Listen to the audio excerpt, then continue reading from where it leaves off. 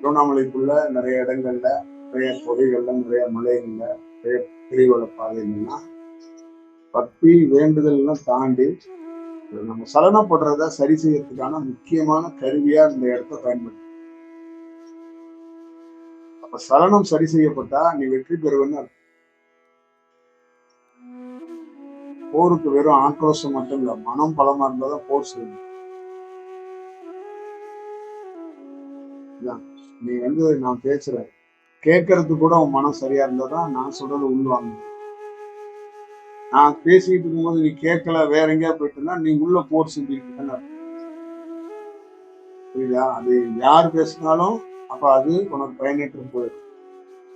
மனம் குழம்புறது இயல்பு, கண்கள்ல இருந்து நீர் வர்றது இயல்பு, காதுகளுக்குள்ள சில ஓசைகள் கேட்கறது இயல்பு.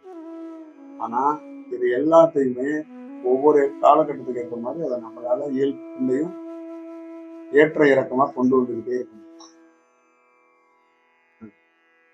அதெல்லாம் பெரியவங்க சொல்லி வச்சாங்க. குதிரை வண்டிய 2 லகானையும் நீ வச்சுக்கிட்டு இருந்ததுதான் இந்த வாழ்க்கையை ஏற்கணும். இப்ப 2 லகான்ங்கிறது எது அப்படின்னா உன்னுடைய சுவாசம் தான். இது சுவாசத்தை நீ டைம் கிடைக்கும் போது கவனித்தோ இல்ல மனதை ஒரு 10 நிமிஷம் 5 நிமிஷம் புலப்படுத்தினா ஒன்னும் கடவுள்லாம் ஆக வேண்டாம், அந்த நாளை கிடைக்கும். அவ்வளவுதான், சிம்பிள் கான்செப்ட். மனைவியோட நீ டிராவல் பண்ணணும்னா மனதை சரியா இருந்தாதான் அந்த பொண்ணோட நீ டிராவல் பண்ணி அந்த பொண்ணுக்கு ஏதாவது சந்தோஷம் ஏற்படும். புரியுதா? உன் மனம் தெளிவா இருந்துச்சுன்னா அந்த பொண்ணுக்கு சந்தோஷம். உன் மனம் குழப்பமா இருந்துச்சுன்னா அந்த பொண்ணுக்கு அந்த மனமும் கலங்கிது. விஷயம்.